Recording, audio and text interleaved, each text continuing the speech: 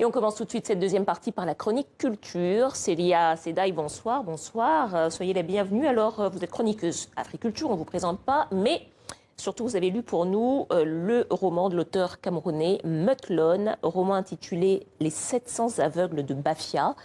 C'est à paraître ce mois-ci, le 20 janvier, aux éditions Emmanuel Colas. Ouais. Ça parle de quoi alors ? Alors, on est dans les années 1920, donc c'est un super roman. On est dans les années 1920 et c'est l'histoire du docteur Jameau, qui est un médecin colonial et spécialiste des maladies tropicales. Le docteur Jameau va être envoyé au Cameroun par le ministre des colonies pour enrayer la propagation de la maladie du sommeil, donc qui est causée par la mouche tsetse. La mission Jameau, comme on l'appelle, est une réussite et les patients indigènes, donc je reprends le mot du roman. C'est le terme de l'époque. C'est le terme de l'époque, on est d'accord.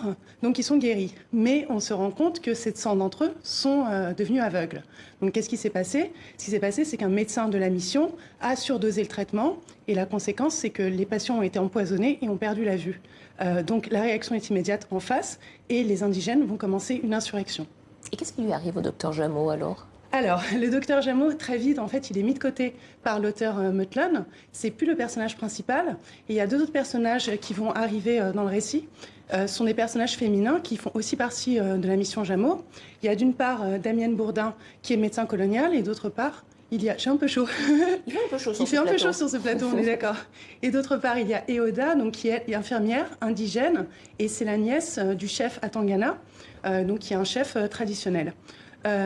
Les insurgés vont prendre d'assaut le QG de la mission Jameau et retenir captif l'équipe médicale, parmi lesquelles Eoda, l'infirmière, donc la nièce du chef traditionnel. Le chef traditionnel va proposer un marché contre la libération d'Eoda. Il négociera une trêve avec les insurgés. Donc c'est Damienne Bourdin qui va traverser la forêt équatoriale depuis Yaoundé jusqu'au pays Bafia pour libérer Eoda, mais Eoda ne voudra pas être libérée. Je ne vous dirai pas pourquoi. Je peux juste vous dire que s'il n'y a pas de trêve, l'insurrection risque de tourner à la guerre. Et pour avoir la suite, il faudra évidemment lire le roman. C'est pas fini. Moi, ce que j'aimerais savoir, c'est que ce roman, quand même, c'est une page de l'histoire coloniale. Comment est-ce qu'il fait, Meuthlone, pour...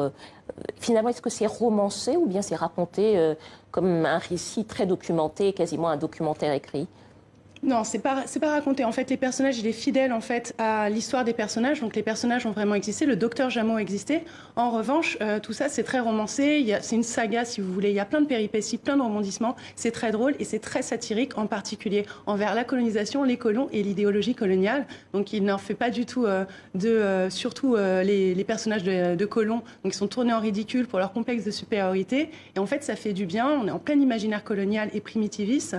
Et en fait, quand on termine le roman, on se dit que c'était il y a un siècle, cette histoire, dans les années 1920. On se dit qu'un siècle plus tard, finalement, cet imaginaire colonial est devenu inacceptable. Et ça fait vraiment du bien. Merci beaucoup, Célia. Les 700 aveugles de Bafia, roman de l'auteur camerounais Meuthlone. C'est à paraître donc le 20 janvier, édition Emmanuel Colas. Merci à vous, Célia. À bientôt. Merci.